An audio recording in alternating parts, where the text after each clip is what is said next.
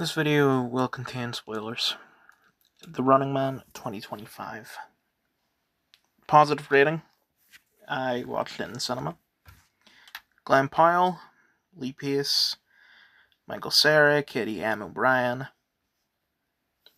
Coleman Domingo, Josh Brolin, David Zayas, Sean Hayes, William H. Macy. I did not intend to watch this. There was a secret screening on Saturday. I'm recording this on Monday, by the way. And that same day, I was in the party with Dylan, and Dylan said to me that there are some films that he wants to watch, so could I please not watch them without him? And he listed Predator, Now You See Me, and The Running Man. And I was like, yeah, of course I won't do that. But then I went to see the secret screening, and they said on the website that they're going to play films that aren't out yet. Like films that'll be coming out in like the next week or two, but right now aren't out. But this was the day after the film came out, so I just don't get it. I had initially assumed it was going to be Wicked because it said it was on for 2 hours and 20 minutes, and I know Wicked is on for 2:18. But then I looked at the age rate and I said it was a 15, so I thought, yeah, that's like Wicked 2 might be darker, but it's not going to be dark enough to change the age rating. It's still going to be a PG.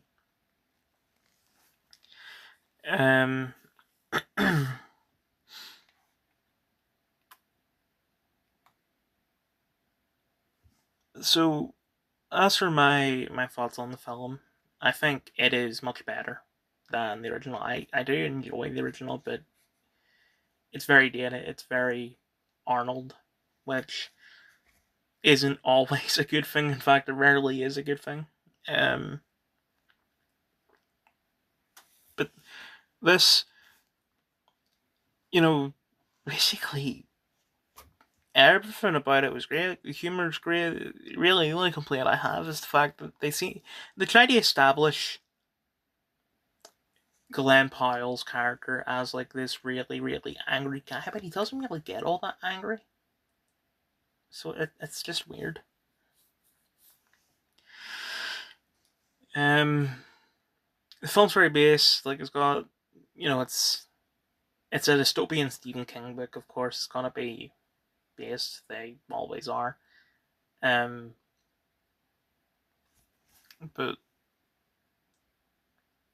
the whole thing of you got this dystopian thing, and he shuts it down. The only problem I have with it is the fact that he kills Josh Brolin. I don't think that should have been. I don't think he should have done that. I think he was better off just, setting fire to the set, and then that's it. Just, your show was gone, and the revolution has started. A lot of swearing in the film, like it's surprising how much swearing is in it. I don't have a problem with it. It's weird. Even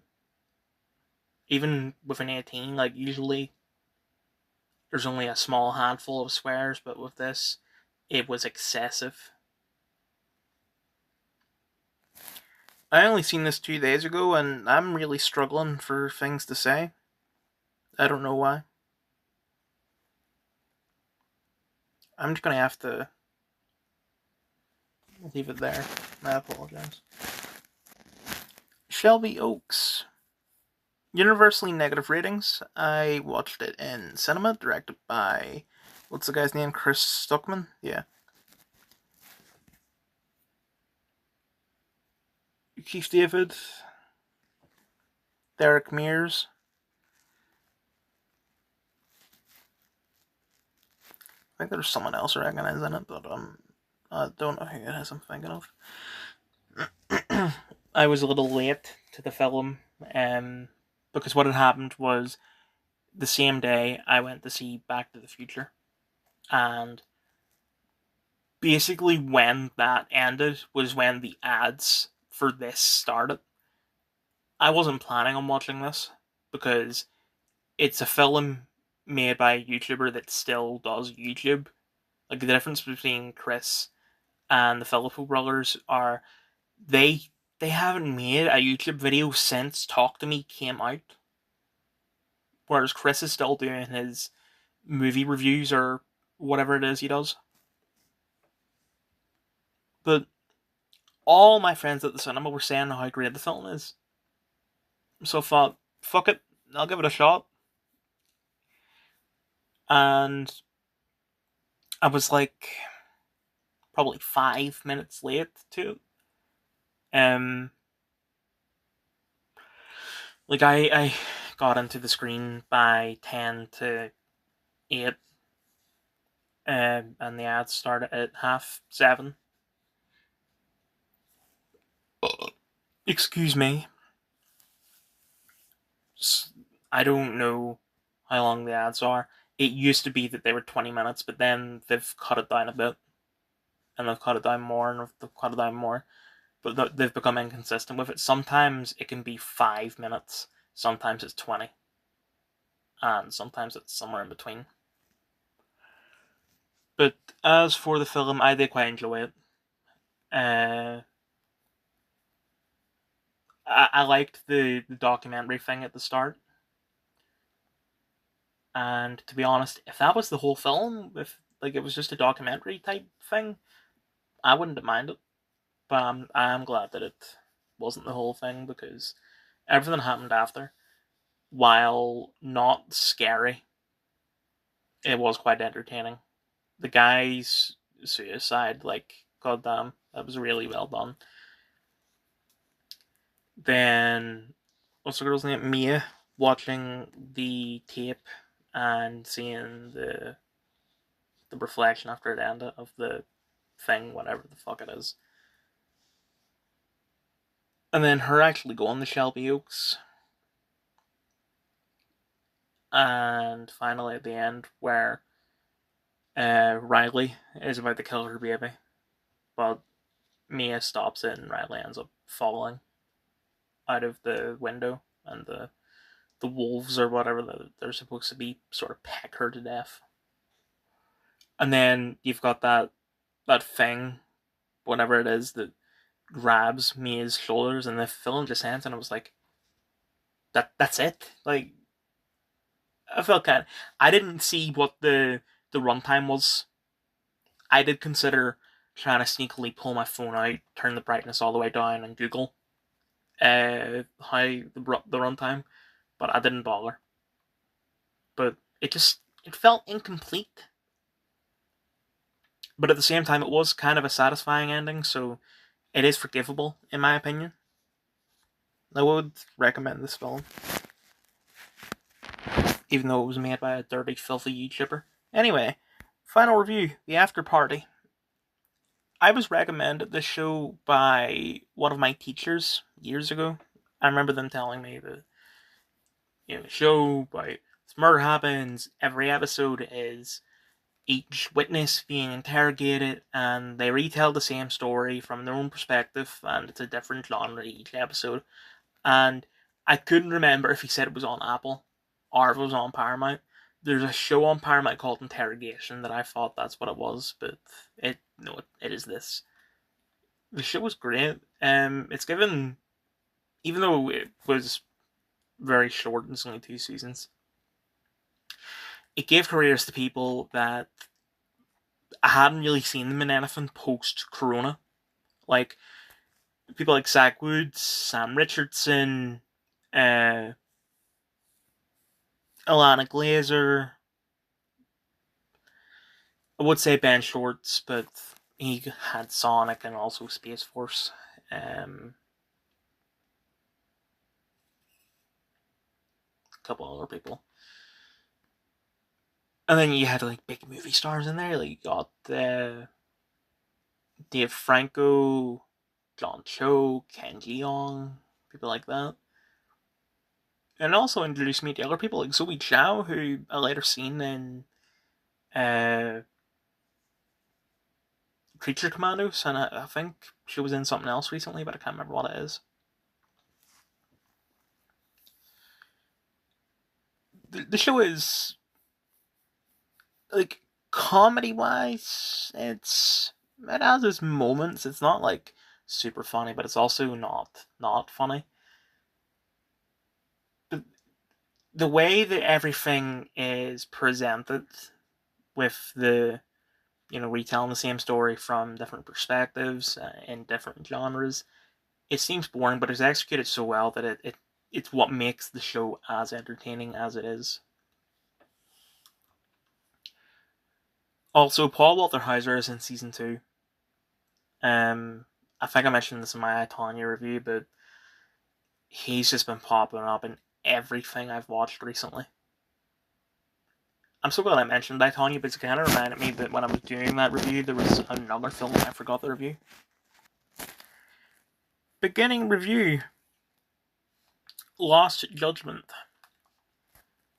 I'm going to go over everything I've played since I finished Like a Dragon. I finished Like a Dragon on the 19th of September. Since then, I played the Claws of Awaji DLC for AC Shadows. I played Viewfinder. I tried playing Ravel but couldn't get into it. Sonic Racing Crossworlds came out. I tried Skid, but I just don't enjoy the game. I tried Unravel 2, and it's a little better than Unravel 1, but it's still not enough to interest me. I played Riven to see if there were any trophies I could get immediately, and then just delete the game and forget about it, but there wasn't. Played a bit of Cluedo. Played a tiny bit of Borderlands 4. More Sonic Racing. PS5 version this time. I replayed Arkham Asylum, so because I had never played it on hard, so that gave me an excuse to replay it. Ghost of Yotei, Arkham City, because I never played on New Game Plus, and that gave me an excuse to play it. Play it up. I'm not a fan of that game. Delta Force sucks. Enlisted is eh. Me and Ben Man finally got around to playing A Way Out after like a year of planning on playing it. The MC5, the Plants vs. Zombies remake. I played literally 2 minutes of Jump King. Played a bit of Jackbox. PS5 version of the PVZ remake. I played Fall Guys while I read Chainsaw Man. I played one game of Stumble Guys, but realized that Stumble Guys is shit. Power Wash 2 came out. I've been playing that, but I'm caught up on YouTube and I don't want to play the game while I play on YouTube. So I'm taking a break from it. In the meantime, I was going to play the new AC Mirage DLC, but what I didn't realize is that it isn't actually out yet. It doesn't come out until next Tuesday. So I deleted that, and I then went to AC Syndicate because I bought the Jack River DLC because I never actually played it on PS4. I only played it on Xbox. So, trophies. And now we're on Lost Judgment. I had grown a bit, just, I feel like it feels like it's longer than just under 2 months. So I was kind of missing Like a Dragon. If Lost Judgment wasn't the next game, if Manny Race's name was the next game, I might have gone on to that immediately because it was shorter. But because Lost Judgment was next up, I decided not to. So, as for the game, I'm glad they didn't do turn-based. This is the last time that I'm going to play a game that isn't turn-based unless... I don't know what they're doing for the director's cut of Yakuza 0 are Kiwami free. Because 0 isn't a Kiwami, they might just, it's a remake. It's not like it's a remaster, not a remake. But Kiwami Free is a remake, and if they're going to do it the way that they did 1 and 2, then I would imagine they're going to do it turn-based. So, I'm glad I have one more shot at real time. I don't know if it's the fact that I haven't played Judgment 1 in probably about half a year at this point, but I can't get back into the swing of it. Like, there's something about the combat system in this that just seems different. Maybe I got too used to the turn based or something like that, but it's just I can't do the badass shit that I normally do when I play Yakuza games. Or maybe it's the fact that I don't have any skills yet. I've been buying like the health boost and SP boost and all that. As for the story, story's quite interesting so far. I do think it's a bit weird with the whole school thing, but I do get that there is a link there. Like it's become obvious almost immediately. I at the very end of chapter 2, by the way. I don't like the snake style. I think it's shit. I don't like the fact that for some reason it automatically equips it, even though I don't have battle assist on. Because I remember when I played the PS5 version of Judgment, I was just doing it for the trophies, so I didn't really care about difficulty or anything like that. So I put on easy and I put on the battle assist, and I kept on switching styles even though I didn't want to switch styles. So that was annoying. But I've got nothing else to say there. I don't like the fact that the map has a ton of icons for, like, it's the exact same icon for the friendships in the first game.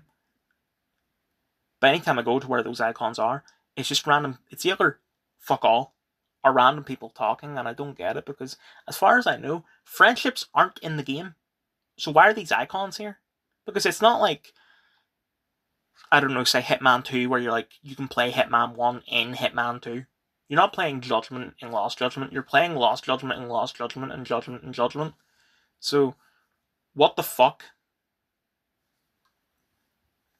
I think that's all there is to say. I'm just going to have to move on. Oh, Bryce Pattenbrick at the start.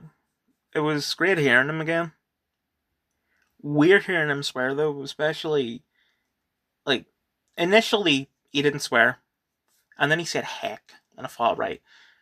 In Japanese, he probably says fuck, but I think Bryce doesn't like swearing, or something like that, maybe? Because I don't think I've heard him swear out of everything I've seen him in. But then he goes into excessive swearing, and it kind of reminds me of the English dub of Yakuza 1. Anyway, moving on. The interview, mixed ratings. No, universally negative ratings at it, actually.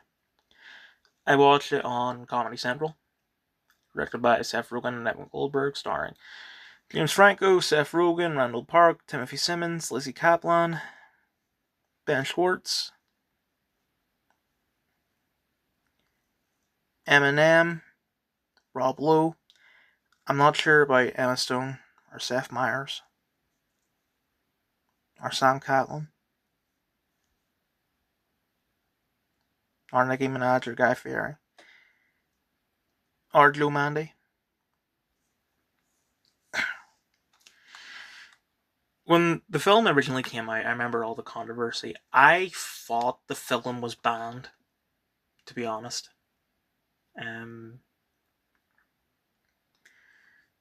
So when my parents were watching it was like, what the fuck? Like, we're watching something that's banned? We're criminals now? And I've grown up on it. I know. I don't really care all that much about Seth Rogen films. Like, A lot of people will put Superbad as like an 8 out of 10, and then every other film is a 6. Like Pineapple Express, This is the End, and all that. I disagree with all of that. I would say they are all 7s. So Superbad isn't as good as everyone says it is, and Pineapple Express, Is the End aren't as bad as everyone says they are. This is quite good. Like it's a 7, 7.5. I do like the sort of bond between James and Kim, and then when they do the reveal that it actually is a shithole, and when they're doing the interview, he starts singing Katy Perry. It's fucking amazing. This is a comedy film. There's not really a lot to talk about, so I'm just gonna have to leave it there.